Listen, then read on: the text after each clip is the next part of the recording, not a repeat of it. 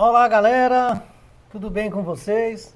Passamos aí um tempo aí, mais de 2 meses aí, eu acho, sem colocar nenhuma aula, mas é porque no canal, no nosso canal aí, Ribamar Biologia, né? Bem-vindo todos, bem-vindo ao nosso canal Ribamar Biologia.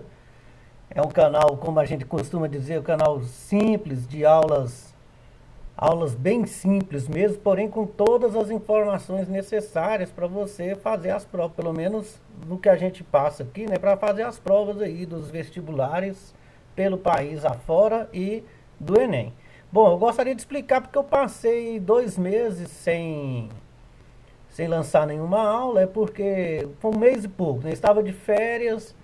E normalmente eu vou lançando as aulas conforme na escola em que eu trabalho vai se desenvolvendo, vai desenvolvendo o conteúdo, né?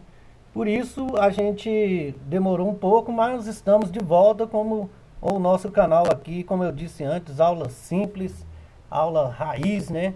Aula que a gente tem apenas o que? É o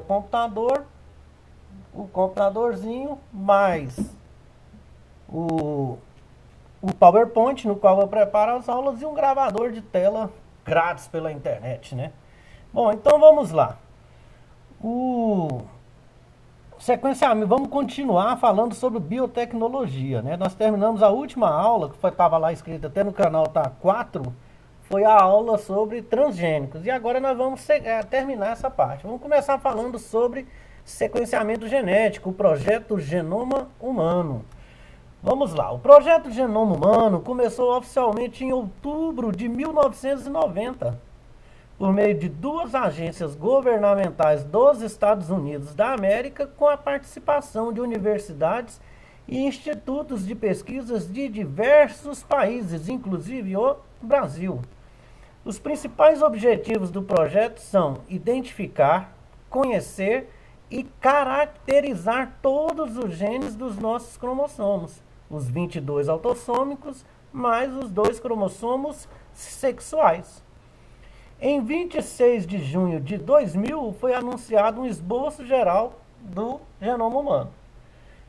São constituídos por cerca de 3 bilhões de pares de bases nitrogenadas. 99,9% da sequência de base dos genes humanos é a mesma em todos os humanos, logo, apenas 0,1% é responsável pela variabilidade genética da nossa espécie. Olha que interessante essa informação. Dos 3 bilhões de pares de base, apenas 2% são sequências codificantes, os famosos exons, que a gente viu lá quando ele explicou sobre os genes. E os 98% são sequências não codificantes, que são os introns. Né? Isso exons e introns é uma expressão utilizada quando a gente faz o estudo dos genes, que no caso já fizemos. O genoma humano possui entre 20 e 25 mil genes. E o tamanho médio de um gene humano é de 3 mil pares de bases nitrogenadas. Né? 3 mil pares de bases nitrogenadas, o tamanho médio. Vamos lá, o projeto Genoma Humano, olha só. Aqui o Departamento de Energia dos Estados Unidos, né, interessado em desvendar os efeitos da radiação no DNA. Olha aqui, investimento de 3 bilhões de dólares, $1 por nucleotídeo sequenciado. O início do projeto foi em 1990, com previsão de término para 2005. E a publicação da primeira versão foi feita em 2001 e ele foi concluído 2 anos antes, em 2003. Aqui está a participação de universidades de todo o mundo, especialmente, né, Reino Unido, Estados Unidos, Reino Unido, Japão, França, Alemanha e China.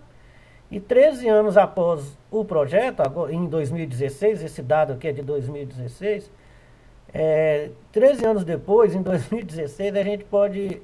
Um mapeamento de um ser humano pode ser feito em uma semana por $1.000. E estudos indicam que sequenciar 1.000 humanos para estudar as variações, estudos pretendem, né, sequenciar 1.000 humanos para estudar as variações dentro de nossa espécie. Olha só, esse número aqui de $1.000, salvo engano, eu já vi algumas notícias, né, não sei se são verídicas, mas que que ele, como se diz, que esse preço hoje é de $150 para você fazer isso. Em qualquer... Eu já ouvi falar que em vários laboratórios, principalmente na Inglaterra, tem esses laboratórios. Não sei se é verídica, mas $150. Sequenciamento genético, né? São proteínas que desempenham... vamos lá. São as proteínas que desempenham a maior parte das funções celulares e sua estrutura. O número de proteínas é muito maior que o número de genes. Um gene pode gerar mais de um tipo de RNA mensageiro na maioria dos organismos eucarióticos. Isso quer dizer o quê? Que se como as proteínas desempenham a maior parte, a ordem, né, o sinal, a sequência, né, a mensagem, ela é enviada através do RNA mensageiro, mas ela é enviada pelo DNA, através de pedaços de DNA que a gente chama de genes. Das sequências não codificantes, cerca de 80% atuam como reguladores da síntese de proteínas. Já foi feito mapeamento genético de inúmeros organismos. Olha, camundongos com cerca de 20 mil genes, a mosca doméstica com cerca de 13 mil, o milho com cerca de 32 mil genes, né? Então, isso é sequenciamento genético. Você sequencia, vê os genes e vê quais proteínas serão produzidas. E aí é uma forma, né, de conhecer os organismos e produzir várias coisas, desde organismos geneticamente modificados, melhoramento genético, terapia gênica, enfim, as várias utilizações que a gente vem falando ao longo das aulas sobre genética, sobre biotecnologia. O melhoramento genético é utilizado, vamos lá, melhoramento genético. Ele é utilizado há milhares de anos nas plantações de alimento e criação de animais. Consiste em selecionar e aprimorar as qualidades das espécies. Com os avanços tecnológicos, a cada dia vem se tornando mais rápidas as técnicas de melhoramento genético, né? Aqui tem essa outra expressão aqui interessante, o heterose ou vigor híbrido. É o nome dado ao cruzamento entre diferentes espécies, gerando espécies melhores para o uso humano. Um exemplo aqui, ó, heterose ou vigor híbrido. É o cruzamento entre diferentes espécies. Ó, cruzamento entre diferentes linhagens de milho, com cães, com animais, né? Desde os primórdios, né? Há relatos, inclusive, bíblicos, que os pastores selecionavam as ovelhas melhores, né, cruzavam elas entre si para nascer melhores ovelhas. Então, o melhoramento genético ele é uma perseguição há anos e anos. Olha só, vamos ver isso aqui. Esse aqui é algumas coisas aqui nesse site aqui do CropLife, está indicado lá, né, nos créditos de onde eu peguei para montar a aula.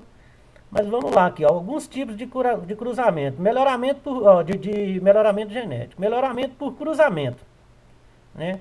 Aqui a variabilidade elite com a variedade doadora. Essa variedade aqui é suscetível à doença e essa resistente à doença. Com 5 a 7 ciclos de retrocruzamento, ou seja, vão se cruzando entre si, né?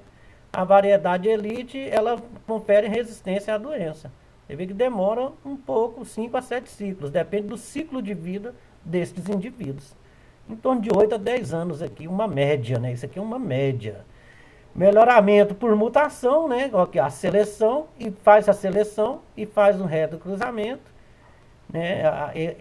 Essa seleção, a variedade suscetível à doença, ela sofre efeitos de radiação e alguns efeitos químicos para que faça a seleção e as plantas modificadas cheguem a ficar aqui, né, com resistência à doença. Também demora de 8 a 10 anos, em média. Ó, melhoramento por transgenia e a edição da CRISPR, né? A CRISPR-9.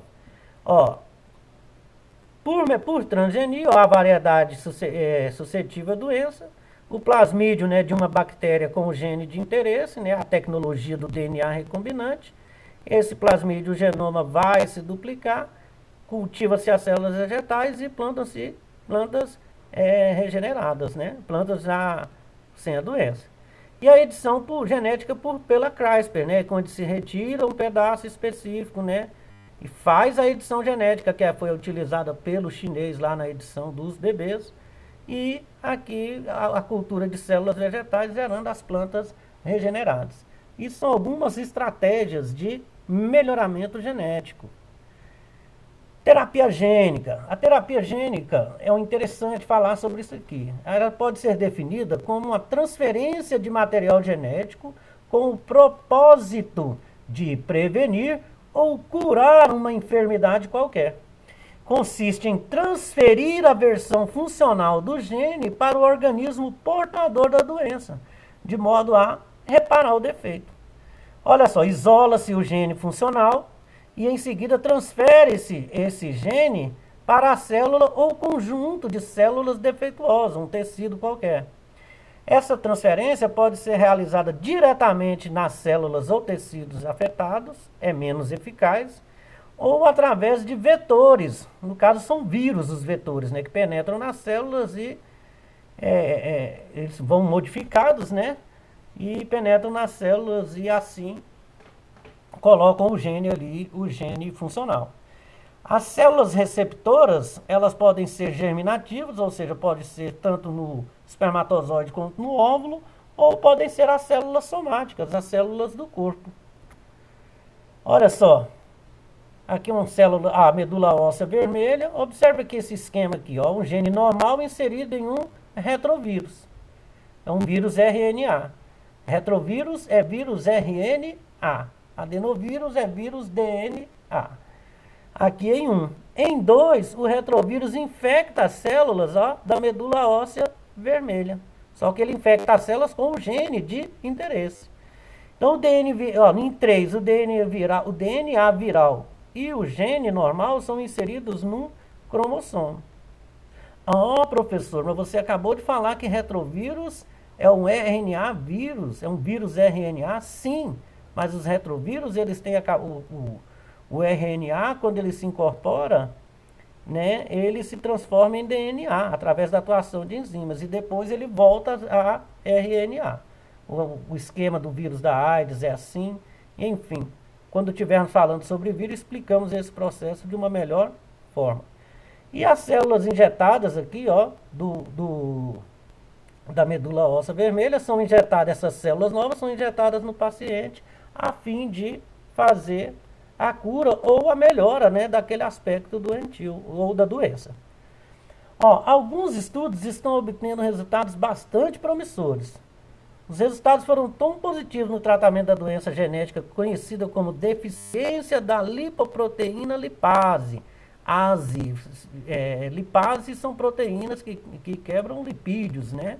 No caso, gorduras, que deram origem ao primeiro medicamento de terapia gênica do mundo, o Glibera, que pode curar permanentemente a doença. Olha só que interessante. Um estudo publicado na Science, em 2013, que revelou a cura de algumas crianças com a síndrome de Wiskott-Aldrich e leucodistrofia metacromática. Leucodistrofia, né, geralmente é ligada à distrofia, as distrofias são musculares, né? Eu não estou bem lembrado do que é essa síndrome, essa doença, mas distrofia geralmente ocorre em meios musculares. Bom, mas depois quem tiver interessado aí pode pesquisar a doença. Foi uma falha que eu não pesquisei o que são elas antes de iniciar a aula, mas vocês são espertos e podem fazê-lo. Também pode ser citado como um caso que ocorreu em 2015.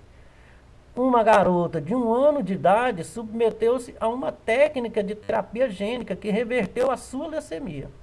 E apesar de a menina ainda não poder ser considerada curada, não existem atualmente traços da doença em seu corpo. Atualmente, porque essa informação eu peguei, os créditos estão lá, não lembro se foi no Brasil Escola ou em outro, mas foi a notícia é um pouco antiga, mas assim, eu procurei algumas notícias novas e não encontrei, infelizmente. Bom, algumas limitações que impedem que alguns tratamentos sejam realizados em grande escala. Vocês escutaram a cachorra latindo aí, porque eu faço as aulas aqui em casa e, como eu disse, eu não tenho um estúdio nem nada, é na sala de casa mesmo, né? Como foi dito antes, é aula raiz, né? Vamos lá. Algumas limitações que impedem que alguns tratamentos sejam realizados em grande escala. os métodos de transferência gênica pouco eficientes e a dificuldade de criação de mecanismos precisos de regulação do gene funcional. A segurança quando se analisam os vetores. Essa é uma das barreiras, né, para a prática médica.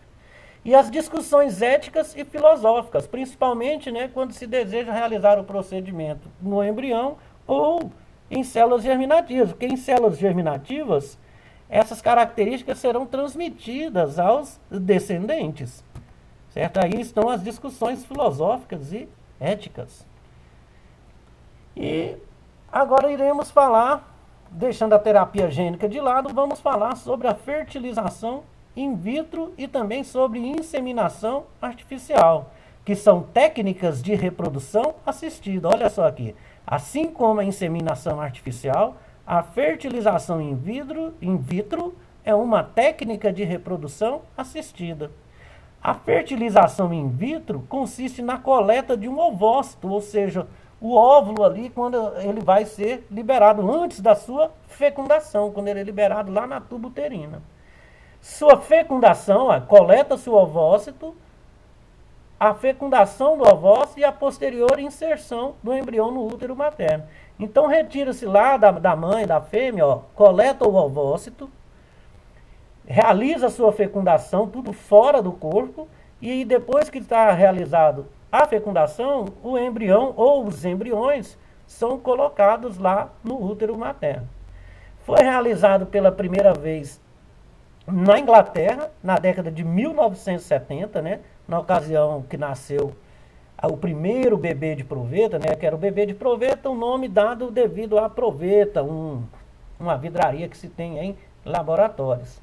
Isso foi na Inglaterra ainda, no final dos anos 70, chegando no início dos anos 80, né? Lembro que quando criança ainda era muito comum as pessoas falar bebê de proveta, essas coisas assim. Bom, continuando com a fertilização. Após a coleta dos ovócitos, eles são levados após a coleta dos ovócitos, é feita a fertilização. E essa fertilização, ela pode ocorrer de duas maneiras. A maneira clássica e a injeção intracitoplasmática de espermatozoide. Isso aqui é porque deu aquela confusão, porque ficou errado aqui a escrita, mas eu vou consertar logo, né? Após a coleta dos ovócitos, é feita esses são levados, não tinha necessidade. É feita a fertilização. Aí ela pode ocorrer de maneira clássica quando os espermatozoides são colocados em contato com os ovócitos, in vitro, né, fora do corpo. Aí a fecundação vai ocorrer no meio em que eles estiverem, a fecundação vai ocorrer naturalmente. E a injeção intracitoplasmática de espermatozoide, nela é realizada a injeção do gameta masculino, o espermatozoide, lá no interior do ovócito, do óvulo, né? Então, assim, uma injeção, uma microagulha muito pequena, e se injeta ele diretamente no ovócito. E essa técnica aqui, ela é mais eficaz. Os embriões são observados por 5 dias, né? Geralmente é esse período, e após esse período ele é colocado no útero da fêmea. O número de embriões varia conforme a idade da mulher. O conselho, isso aqui, CFM, é o Conselho Federal de Medicina, ele determinou que podem ser colocados no máximo 4 embriões no útero feminino. Quanto maior é a idade da mulher, né, mais embriões são colocados. Bom, e a inseminação artificial? Ela é um pouco diferente, porque na inseminação artificial, ao contrário do que ocorre aqui, olha só, aqui na fertilização in vitro, todas duas são técnicas de reprodução assistida, o ovócito é fecundado fora do corpo da fêmea, fora do útero. Já na inseminação artificial a gente vai ver que não. Vamos olhar aqui, ó. Os espermatozoides são introduzidos no interior do útero da fêmea. Ou seja, eles não são introduzidos fora do útero. Não há retirada do ovócito. Essa é a principal diferença entre a fertilização in vitro e a inseminação artificial. Ó, os espermatozoides são introduzidos no interior do útero a fim de fecundarem o óvulo, não sendo necessária a retirada dos óvulos do seu corpo. Para realizar a inseminação artificial, é necessário que ocorra uma estimulação ovariana na fêmea, a fim de induzir a ovulação, a produção de óvulos. E essa inseminação artificial ela pode ser intracervical ou intrauterina. Na intracervical, o esperma é injetado no cérvix através de uma seringa, no cérvix, no colo do útero. A taxa de sucesso aqui, estima-se que ela fica entre 10% e 15%. Na intrauterina, os espermatozoides passam por um tratamento ali, entre aspas, tá aqui, porque é um tratamento químico. Aí somente os que estão aptos a fertilizar é que serão depositados diretamente no útero. Ou seja, é um pouco mais eficaz. A taxa de sucesso aqui estima-se ficar entre 15% e 20%. Entre 15% e 20%. Ó, olha aqui. Essa ilustração aqui é muito boa. Olha só, a inseminação artificial e a fertilização in vitro. Vamos ver em um aqui, ó. Estimulação dos ovários, coleta e preparação do sêmen. Em 2, olha aqui, ó, isso aqui é um aparelho é um aparelho reprodutor feminino, um esquema, olha aqui, ó, isso aqui são os ovários, esses dois, aqui a tuba uterina, ó, as tubas uterinas, aqui o útero, aqui a vagina e aqui o cérvix, né, o colo do útero. Então, olha só, aqui a preparação do sêmen, aqui em 2, a amostra do sêmen é introduzida aqui na cavidade uterina, e a confirmação da gravidez em 2 semanas com o sucesso da anidação. A anidação é quando o embrião se fixa aqui no útero. Aí a gravidez começa, o indivíduo começa aí sim a se desenvolver. Ele vai se desenvolvendo antes, mas aqui ele se fixa no útero, na parede interna do útero da fêmea. Agora olha a diferença aqui, ó. Na fertilização in vitro também, ó, a estimulação dos ovários, coleta e preparação do sêmen. Olha assim, ó, captação de óvulos para fertilização em laboratório. Se retira esses óvulos da fêmea. Aí fora, olha aqui, a fecundação do óvulo e acompanhamento do embrião em laboratório. O embrião ele vai ser produzido em laboratório, in vitro. E o embrião, depois de produzido o embrião, ele é introduzido aqui no útero materno. E a confirmação também da gravidez em cerca de 2 semanas, com o sucesso da nidação, que é a fixação dele aqui. Bom, espero que tenha ficado bom. Tá aqui as referências bibliográficas, né, os livros que foram consultados, os sites, aqui o Brasil Escola, tal. O Brasil Escola foi do qual eu retirei sobre fertilização in vitro e inseminação. Olha lá, Mundo Educação, Só Biologia, Brasil Escola. São vários aqui os créditos aqui que a gente foi de grande ajuda a tirada aqui desses sites. E aqui os esquemas e fotos também, os créditos para ele. Bom, agradeço aqui a atenção de todos vocês. Se gostaram da aula, né, deixem o seu like lá, né, dá o sinalzinho lá de positivo. Inscreva-se no canal, quem não é inscrito, e compartilhe com os amigos. Muito obrigado e até a próxima aula.